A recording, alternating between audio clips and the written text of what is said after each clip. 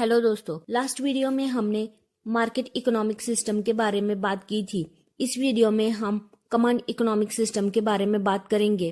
तो चलिए स्टार्ट करते हैं। कमांड इकोनॉमी जो मार्केट इकोनॉमी से बिल्कुल अलग होती है। कमांड इकोनॉमी एक ऐसी सिस्टम है जिसमें गवर्नमेंट प्रोडक्शन और डिस्ट्रीब्यूशन के सबसे इम्पोर्टेंट डिसीजंस लेती है। एग्जाम्पल के लिए सोवियत यूनियन की इकोनॉमी को समझते हैं।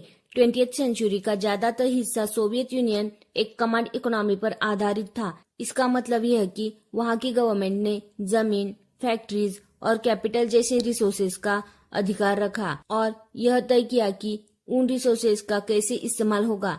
सरकार यह डिसाइड करती थी कि कौन से गुड्स और सर्विसेज प्रोड्यूस होंगे, कितना प्रोडक्शन होगा और किसके लिए प्रोड्यूस होगा। जैसे मान लीजिए एक स्टील प्लांट है, तो सोवियत यूनियन में सरकार यह डिसाइड करती थी कि स्टील प्लांट को टैंक्स बनाने के लिए इस्तेमाल किया जाएगा, ना कि कंज्यूमर गुड्स जैसे कार या हाउस होल्ड आइटम्स के लिए। स्टील प्लांट के वर्कर्स को सरकार यह बताती थी कि उन्हें किस तरह से मशीन ऑपरेट करनी है और उनका काम क्या होगा।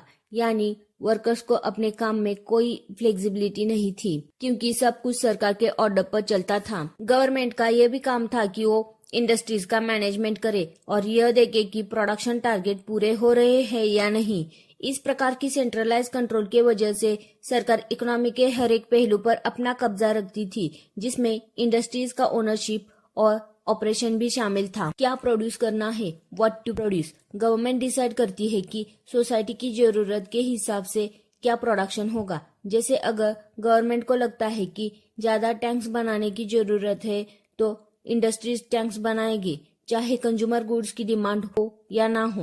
नेक्स्ट है हाउ टू प्रोड्यूस, कैसे प्रोड्यूस करना है। सरकार डिसाइड करती है कि प्रोडक्शन कैसे होगा, कौन से रिसोर्सेस यूज होंगे और वर्कर्स को क्या काम करना होगा।